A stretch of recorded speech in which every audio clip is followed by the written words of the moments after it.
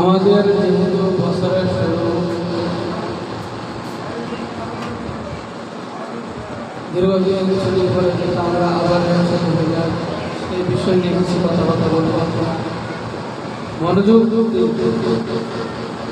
অন্তর দিয়ে শুনবেন, যাদের কাছে বিগত বছরের এক বছরের কথা ভুলে গিয়ে সামনে বছর কীভাবে আমাদের ফায়দা হবে, উপকৃত আসবে, সেই বিষয়গুলো আপনারা খেয়াল করে লক্ষ্য করবেন ইনশাআল্লাহ।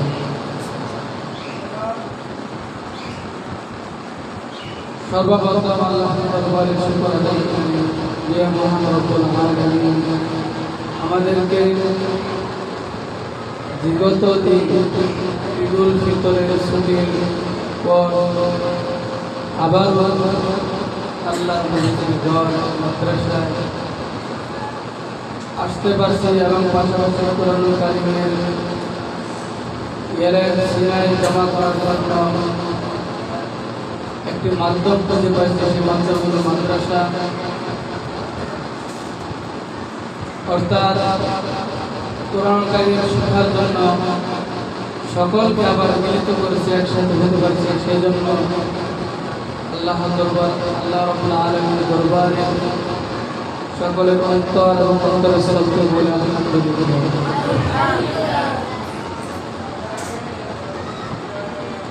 এখানে আমরা যারা ছিলাম অল্প কয়েকজন ছাড়া আলহামদুলিল্লাহ আবার সকলেই চলে আসার সৌভাগ্য হয়েছে। এটা একমাত্র তার দয়া, আল্লাহ তাআলার দয়া। আল্লাহ তাআলার অশেষ রহমতে পুনরায় আমি আবার মাদ্রাসায় আসতে পারছি। সুতরাং মাদ্রাসা আসায় আমাদের যতটুকুই শেষ না, কারণ যেহেতু আমাদের বিগত এক বছর চলে গেছে, সামনের বছর আমরা পা দিয়েছি।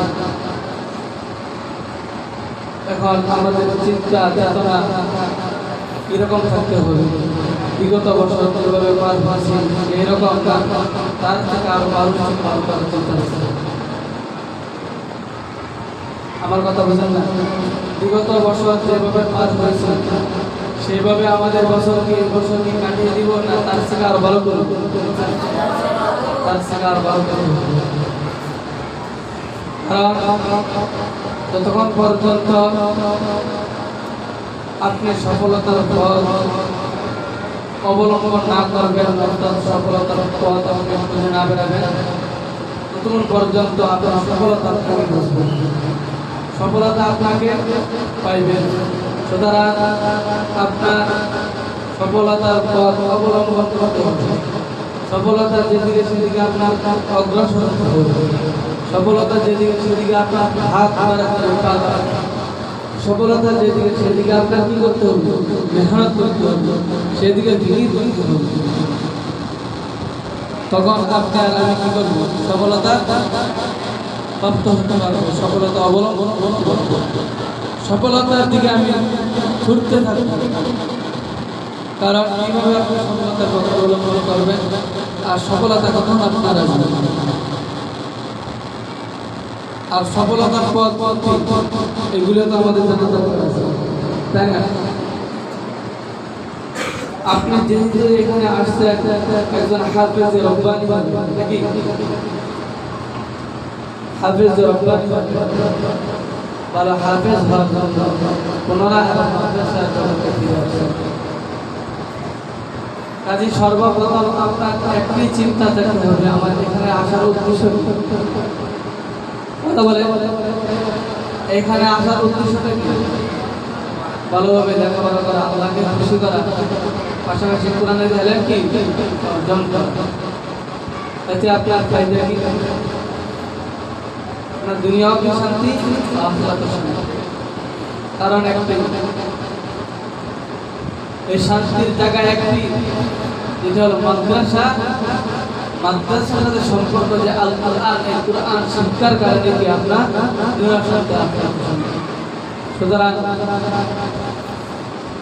আপনার আমি যতক্ষণ পর্যন্ত কোরআনের লাইনে থাকবো, কোরআন থেকে বঞ্চিত না হবো, ততক্ষণ পর্যন্ত আল্লাহ তাআলা কারণ ঘর এলাকা কোরআনের সাথে তেলাওয়াত। যখন আপনি কোরআন থেকে মাহরুম হবেন, কোরআন থেকে বঞ্চিত হবেন, কোরআনের লাহানাপ্রাপ্ত হবেন, কোরআনের বদদুয়া পাবেন, উস্তাদের বদদুয়া পাবেন, তখনই আপনার সব কিছু বিতাতে সব কিছু ব্যর্থ হয়ে যাবে। তখন আপনি রাস্তায় খুঁজে খুঁজে খাবারের অন্বেষণ করতে পারবেন, মাথার গাম পায়ে হয়ে তখন আপনার কোনো ফায়দা আসবে না। পাগলের মতো থাকা রাস্তায় ঘুরতে থাকবেন। সুতরাং সফলতার পথ কখনো অবলম্বন করুন। তখন আপনার রিজিককে কোরআন দ্বারা অন্বেষণ করতে পারবেন। কোরআনের কারণে কখন আপনার রিজিক আপনার ঘরে চলে আসবে। যখন নিয়ত করছেন বছর শুরু আসছে, এইবার বিগত বছর আমার থেকে যেভাবে চলে গেছে, আমি নিয়ত করলাম আল্লাহকে রাজি খুশি করার জন্য, আল্লাহর কোরআনকে সিনায় বসানোর জন্য সেই নিয়ত করে মাদ্রাসা আসলাম। তারপর মেহনতের মধ্যে লেগে গেলাম। উস্তাদরা যেভাবে বলল ঠিক সেভাবে আমি অগ্রসর হলাম, সেভাবে আমি ফিকির করলাম, সেভাবে মেহনত শুরু করলাম। তখন আপনার এই পড়ালেখা এতটুকু ফায়দা হবে যে এই কোরআন শিক্ষার অর্জন করার কারণে আপনি ভালো হাফেজ হতে পারবেন। এটাই আপনার সফলতা। কারণ মেহনত না করলে আপনার ভালো হাফেজ হওয়া সম্ভব। আর ভালো হাফেজ হওয়ার কারণেই আপনি এই কোরআনের খেদমত করতে পারবেন। কোরআনের সাথে আপনার সম্পর্ক থাকবে, আমলের সাথে আপনার সম্পর্ক থাকবে, ইমানের সাথে আমল আপনার সম্পর্ক থাকবে। নবীর সুন্নাত মোতাবেক আপনার জীবনকে চালাতে হবে। কারণ কি আপনি হাফেজ রব্বানি আলেম হক্কানি হবেন। সুতরাং হাফেজ রব্বানি হতে হলে প্রথম শর্ত মাদ্রাসা আসার পরে যেটা নিয়ত করতে, সেই নিয়তের উপরে কি করতে হবে? আমল করতে হবে। নিজের আমলকে আরো পরিবর্তন করতে হবে, নিজের আখলাককে আরো ভালো করতে হবে। উস্তাদরা যেভাবে বলে সেভাবে কি মানতে হবে। মাদ্রাসা থেকে যে রুটি নিয়ম কানুন আপনাকে দিক নির্দেশনা দেওয়া হবে, সেগুলি কি করতে হবে? আপনার মানতে হবে। তখন আসবে কি আপনার সফলতা। তখন হতে পারবেন আপনি ভালো হাফেজ, হতে পারবেন আপনি ভালো কি আলেম। কারণ কি? কারণ আপনি আপনার মেহনতকে কাজে লাগিয়েছেন, আপনার চেষ্টাকে কাজে লাগিয়েছেন, আপনার মা বাবার যে আশা ছিল সে আশা আকাঙ্ক্ষাকে আপনি পূর্ণ করেছেন। আল্লাহ তাআলা কোরআন শিখছেন কেন? কোরআনের খেদমতের কারণে আপনার জীবনের ব্যবস্থা কেন করবেন? অবশ্যই এই কোরআন শিখছেন, এই কোরআনের কারণে আপনার দুনিয়ার সাথে আখিরাতের সাথে, এটাই দুনিয়ার যত কাজ আছে কোরআন দিয়ে আপনাকে আল্লাহ তাআলা হাসিল করবেন।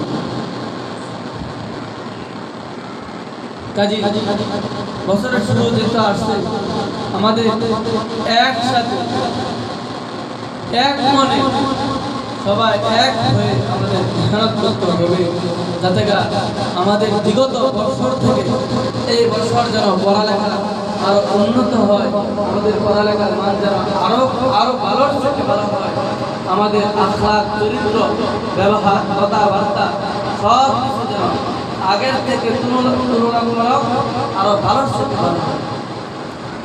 এখন আপনার কোরআন শিখতে সহজ হবে, কোরআন সিনা রাখতে আপনার সহজ হয়ে যাবে।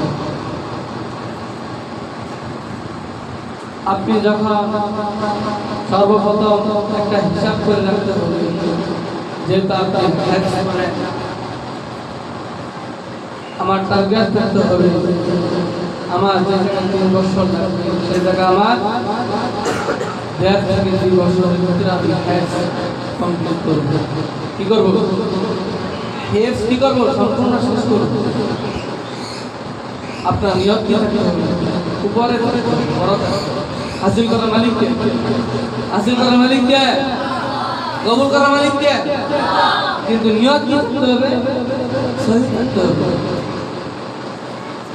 আপনি যখন 3 বছরের জায়গায় 1.5 বছরের চিন্তা করবেন যে আমার মাথার মেধা দুর্বল, মাথার মেধা যত দুর্বল না কেন একটা ছাত্র ঠিক শেষ করতে 3 বছর উপরে লাগে না।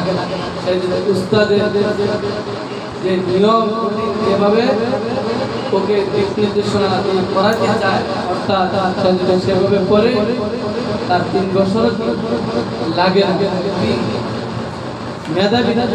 মেধা একেবারেই দুর্বল, তারপরে 3 বছর আগে করতে পারে, অর্থাৎ 3 বছরের উপরে লাগে। আর আলহামদুলিল্লাহ এখানে যারা আছে তারা তো মেধা দুর্বল, কিন্তু চেষ্টা করা বাবা, মেহনত করা বাবা। সুতরাং আপনার স্থির থাকতে হবে। আমার যে জায়গায় 3 বছরের দরকার ছিল সেই জায়গায় আমি 1.5 বছরে কি করবো, শেষ করবো। এখন যদি 1.5 বছরে আমি এই সম্পূর্ণ করতে চাই, আমার নিয়ম কি মানতে হবে, আমার কারণ কি, আমার হক কি, আমার কি করলে আমি পারবো, আমার চেষ্টা কি, সেগুলো বোঝা লাগবে না, সেগুলো মানতে হবে না।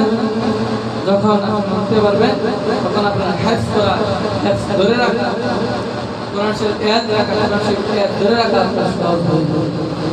সর্বপ্রথম কি আপনার এক নিয়ত সহি থাকতে হবে, 2 উস্তাদের কথা মতো যেভাবে মানতে হবে, আপনার আমলকে সুন্দর করতে হবে। গভীর রজনীতে যখন উঠবেন তখন তাহাজ্জুদ নামাজ পড়ে আল্লাহর দরবারে দোয়ার মাধ্যমে চাইতে হবে, হে আল্লাহ আমি তো নাসুরবান, আমার দ্বারা কিছু হবে না, আপনার খেদমত হবে না, আপনার রহমত ছাড়া আমার দ্বারা কোরআন শিক্ষা করার কোনো যোগ্যতা নাই, আপনার রহমত ছাড়া। আপনি যতক্ষণ পর্যন্ত আমার উপর ইহসান না করবেন, আপনি যতক্ষণ পর্যন্ত আমার উপর রাজি খুশি না হবেন, ততক্ষণ পর্যন্ত আমার কোরআন শেখার মতো সাধ্য হবে। আল্লাহ আমার সাথী ভাই কত সুন্দর করে কোরআন পড়তেছে, সে কত সুন্দর করে সবক, কি সুন্দর করে সে কোরআনের কারিম তেলাওয়াত করতেছে। আমিও তো আপনার বান্দা, আমার সাথী ভাই যতটুকু দিয়েছে তার থেকে আরো বাড়িয়ে দিল, সাথে আমাকে আল্লাহ দান করেন, কোরআনের এলান দান করেন, কোরআন আমাকে দান করেন। আল্লাহর কাছে যতক্ষণ পর্যন্ত সেভাবে কবুলিয়ত করতে হবে, আপনার চেষ্টা করে আপনার আল্লাহ তাআলার কাছে কি কবুলিয়ত, আল্লাহ তাআলার কাছে কি করতে হবে, চাইতে হবে। নিয়ম মোতাবেক করতে হবে, কি করতে হবে, নিয়ত থাকতে হবে। প্রথম কি থাকতে হবে, নিয়ত সহি করতে হবে। তারপর যেভাবে পড়া রুটিন সেভাবে কি মানতে হবে। তারপর আল্লাহ তাআলার কাছে কবুলিয়ত করতে হবে, অর্থাৎ কি করতে হবে, দোয়া করতে হবে। আমলের মাধ্যমে দোয়ার মাধ্যমে, নামাজের মাধ্যমে আল্লাহকে যেভাবে রাজি খুশি করা যায় সেভাবে আপনার কি করতে হবে, আল্লাহকে রাজি খুশি করতে হবে। তারপর মেহনতের কাজে লেগে যেতে হবে, কি করতে হবে, মেহনতের কাজে লেগে যেতে হবে। এখন মেহনত কোন দিক নিয়ে করবেন, কোন দিক নিয়ে করবেন, এই দিক নিয়ে মেহনত শুরু করবেন যেদিন উস্তাদ বলেছে অবাক এইভাবে সর্বপ্রথম আপনার করণীয় যখন এইগুলি থাকবে, তারপরে আপনার যখন আপনার সূরা নাবা থেকে শুরু করছে আর 1 পৃষ্ঠা সবক, কি করবেন 1 পৃষ্ঠা সবক, আর আপনার চিন্তা কি 1.5 বছরে হাফেজ হব, তখন আপনার বুঝে আসে আপনার যদি 1.5 বছরের চিন্তা আপনি যদি নিয়ত সহি রাখবেন, তাহলে নিয়ত যদি সহি রাখেন তাহলে কি 1 পৃষ্ঠা সবক দেওয়া যাবে? আমার কথার উত্তর দিন, 1.5 বছর তাহলে কি 1 পৃষ্ঠা সবক দেওয়া যাবে? আমার নিয়ত তো ঠিক, 1.5 বছর হাফেজ সবক দেওয়া আওয়াজ সম্ভব? কথা বলেন না, সম্ভব? সম্ভব। তাহলে আমার সবক একেবারে নিয়ত রাখতে হবে, 3 পৃষ্ঠা সবক আমি দিব। যদি এই নিয়ত আমি মাগরিবের পর পরে বসে 3 পৃষ্ঠা সবক কি করব, আমি যেভাবে 3 পৃষ্ঠা সবক মাগরিব থেকে এশার ভিতরে সবক শিখে আমি সবক ইনশাআল্লাহ। আপনি যদি 3 পৃষ্ঠা নিয়ত করেন, 3 পৃষ্ঠার চেষ্টা দিতে পারেন, 2 পৃষ্ঠা সবক হবে না, 2 পৃষ্ঠা সবক হবে না, 3 পৃষ্ঠা নিয়ত করেন, 2 পৃষ্ঠা অবশ্যই ঠিক কি বলে। আর যদি 2 পৃষ্ঠা নিয়ত করেন আপনার 1.5 পৃষ্ঠা সবক অবশ্যই কি হবে, নিয়ত কি থাকতে হবে? সেই নিয়তের সাথে কি করতে হবে? মেহনত করতে হবে। তখন আপনি সূরা নাবা 1 থেকে 10 পৃষ্ঠা সবক কিভাবে সবক দেওয়ার পর ভোরে সবক কি করলেন? ভোরে নামাজের আগে ফজরের নামাজের আগে সবক সকালে আমাদের ক্লাসটি বন্ধ থাকে, ক্লাস ধারাবাহিক চলতে থাকে। কথার উত্তর দিয়ে আওয়াজ দিয়ে বলেন, ধারাবাহিক ক্লাস চলতে থাকে না? ফজরের পর অর্থাৎ ফজরের আগে যখন সবক শেষ হয়ে যায় তারপর আমরা কি শোনাই? হ্যাঁ, আওয়াজ দিয়ে বলেন। কারণ আমি তো মাত্র কেবল সূরা নাবা থেকে শুরু করলাম, তাহলে আমার সাত সবক করতে পারে। ফজরের আগে আবার সবক তাহলে যতটুকু সবক দিচ্ছি এটা সবক দেওয়ার পর সবার সবক শেষ হওয়ার পর সাত সবকের যে সময়টা চলে আসে আমার নিয়ত থাকতে হবে সবার আগে কি করব? সবক দিয়ে সবার আগে আবার সাত সবক শোনাবো। তাহলে হুজুরে কি বসে থাকতে হবে? সবাই যদি এই নিয়ত করে আমি সবার আগে দিব, আমি সবার আগে দিব, তাহলে তো হুজুরে পড়াশোনা ক্লান্ত হয়ে যাবে, তাই না? রাখতে হবে কি? রাখতে হবে। যখন আপনি সবকের উপরে সাত সবকের ভিডিও করেন তখন সাত সবক আপনার অটোমেটিক যে প্রথম আবাসা কথাওয়াল্লাহ পর্যন্ত মনে করে সূরা আবাসা পর্যন্ত আপনার হয়ে গেল। তো এটাই কি সূরা নাবা থেকে যতটুকু সবক ফজর করে কি কি সাত সবক। তাহলে এখন আপনি বলেন ফজরের আগে একবার শুনাইছেন, হ্যাঁ, এখন ফজরের পরে আরেকবার শুনবেন, তাহলে কি পুরো ভুলার কথা ভুলবেন? সবাই রুটিন অনুযায়ী আগ্রহ হতে থাকে, আগে দিয়ে থাকেন, তাহলে কি আপনি ভুলবেন? পারাগুলা থাকবে। ঠিক আছে, এখন আপনার আমল কথা হবে কেমন মাত্র হেফজ শুরু করছে আমল কথা অর্থাৎ যারা হেফজ 3-4 পারা করছে কিন্তু পারা তো নতুন, এক একটা পারা যখন শুরু করবে তখন এই পারা থেকে নতুন পারা হয় না। মনে করেন আমি 21 পড়ছি, 21 পারা আমার শেষ, তখন 20 নম্বর পারা যাবে। 20 নম্বর পারা কি আগে পড়ে নিয়েছিলাম? 20 পারা আমার জন্য নতুন না, এই এক পৃষ্ঠা সবক দিলাম, এক পৃষ্ঠাটা কি সাত সবক হয়ে গেল প্রথম দিনের জন্য। তারপরে দিন কি আরেক পৃষ্ঠা সবক দিতে হবে, আরেক পৃষ্ঠা সবক দিয়ে আবার আগে যদি সবক দিতে হবে পরে আবার কি 2 পৃষ্ঠা ছড়িয়ে দিতে হবে। তাহলে 1 থেকে 20 পৃষ্ঠা পর্যন্ত হওয়ার আগ পর্যন্ত আমার আর আপনার সাত সবক শুনে চলে যেতেছে। এটা যেটা নিয়ম, নিয়মের অনুসরণ করে মেহনত করে প্রতিদিন যেটা রুটিন ছিল সেভাবে আমি শুনে দিতেছি। কারণ যখন আপনি সাত সবক আগে শুনাতে পারবেন তখন আপনার আমুকটা এস করার সুযোগ সময় আপনি পাইবেন। তাড়াতাড়ি কি আমুকটা এস করতে পারবেন। তখন কি করতে হবে? সাত সবক শেষ আপনার আমুকটার জন্য তৈরি হয়ে গেছে। সবার আগে কি যে সবার আগে সাত সবক শুনাইতেছে কি সবার আগে আমুকটা আবার শুনাইতে হবে। আমুকটাকে সবার আগে শুনাইতে পারছে সে কি করতেছে?